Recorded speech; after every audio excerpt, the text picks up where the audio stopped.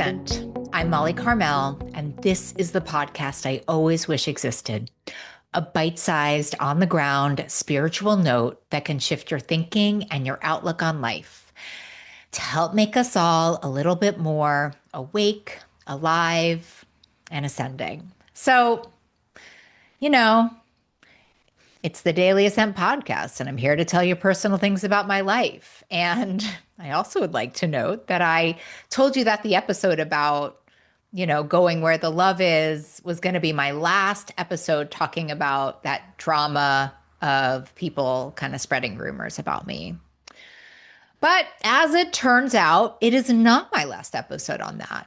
And I want to share some more truth with you that I think might be very, very helpful. In the rooms of the 12 steps, I heard a great, great line. And it said, somebody said it, when it's hysterical, it's historical. That's not even the sage today. That's just a great line. When it's hysterical, it's historical.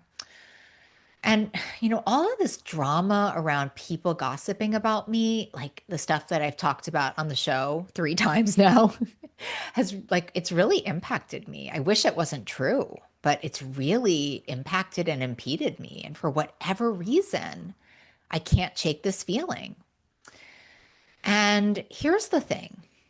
We so often shame ourselves for having these deep feelings. And frankly, I don't know, 3 seconds ago, I just shamed myself for having these feelings, didn't I?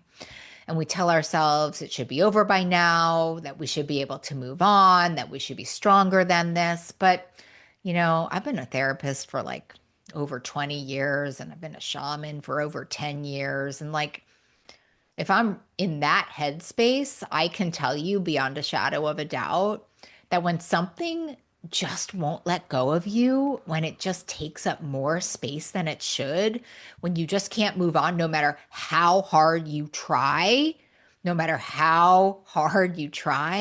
it's just not a failure of your will. It's just not you not trying hard enough. It's trauma. And I come from a lot of trauma. That's what's true. And I promise, if you stay tuned on Daily Ascent, you'll hear so much of it. But here's what I've also learned.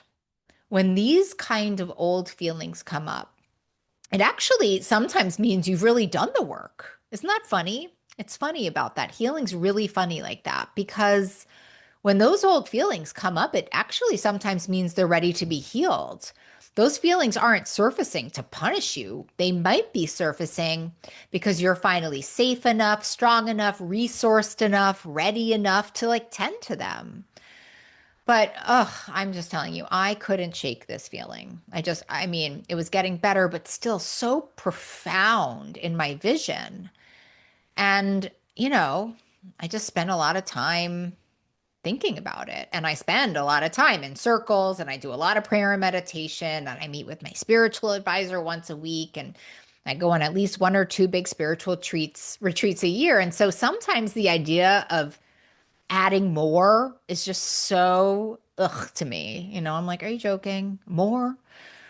So the idea of entering into some kind of therapy just wasn't something I was excited about. And I'm a therapist, but it just wasn't. It felt like, are you joking? I don't have time. Haven't I done enough?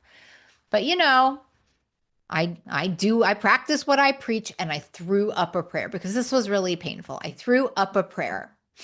I really just said, listen, I want to be relieved of this, this paranoia, this obsession, this thing taking up so much more space in my soul than it needs to, because I know that space could be used for something useful instead of something kind of obsessive.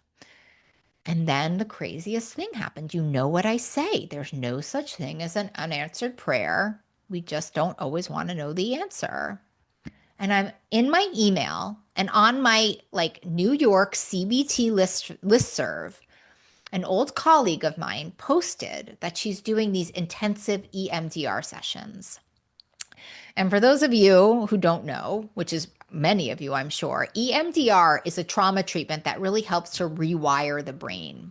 It uses this thing called bilateral stimulation, like eye movements or tapping, and it helps to process traumatic memories so that they don't have the same grip on you. Like, hello, answer to my prayers. So like I just knew. I'd like to share though that I did like run it by Juliana, my spiritual advisor, just to make sure because I didn't want to be reactive. I wanted to be responsive. And so, you know, I decided I'm going to do it. It's a month long intensive treatment. It's about 8 hours of treatment over the course of a month. And you know, when I was given a chance to do this intensive work, I like eventually I'm kind of excited about it. Not obviously not in a like, oh my God, this is going to be like a fun vacation way, but in this like, okay, I'm going to give myself an opportunity to really heal kind of way. So that brings me to today's pocket sage. And this one is from a beautiful poet, Mary Oliver. If you don't know Mary Oliver, you want to know Mary Oliver. And she spent her whole life writing about the spiritual journey of being human. And she writes, someone I loved once gave me a box full of darkness. It took me years to understand that this too was a gift. The work of healing is not a straight line. It spirals, it circles back, it asks us to tend to wounds we thought were healed. And each time we say yes to the tending, we become more whole. Not perfect, whole. Let me read that one again for those of you in the back. Someone I love once gave me a box full of darkness. It took me years to understand that this too was a gift. The work of healing is not a straight line. It spirals, it circles back. It asks us to tend to wounds we thought were healed. And each time we say yes to the tending, we become more whole. Not perfect, whole. And you know, I'm just saying yes to the tending. Not because I failed, certainly not, right? Because I'm human, because I'm healing spirals. And so our word of the day today is deserving. Deserving means you are worthy of healing, you are worthy of help. And I think sometimes I don't know, like we give ourselves this idea that we've done enough work. I know I do. We've been to the therapy, we've read the books, we've gone on the retreats, and if we're still struggling, that there must be something wrong with us. But I don't know. That's just not how it works, my ascenders. It's just not. Healing isn't a checklist that you complete and then you're done, especially if you want to be awake, alive, and ascending. If you want to do that, then healing's a lifetime practice. And I don't want to say that as a downer to you. I mean, that's a real opportunity. That's really beautiful. And every time that something surfaces that needs your attention, you deserve to give it attention. That's actually true healing. I want to say it 1,000 times over. I want to say it on repeat in your brain. Like you deserve to heal, not because you've earned it, not because you've suffered enough, just because you're a human being who's worthy of freedom. I deserve not to be consumed by paranoia about what people who I hardly know think of me. And I deserve not to have this old trauma running the show. You know, I want to do whatever it takes to be awake, alive, and ascending. And so do you. And so do you. And so listen, this is the best news I'm going to tell you today, if you want it to be. Perspective, right? We're never done with the work.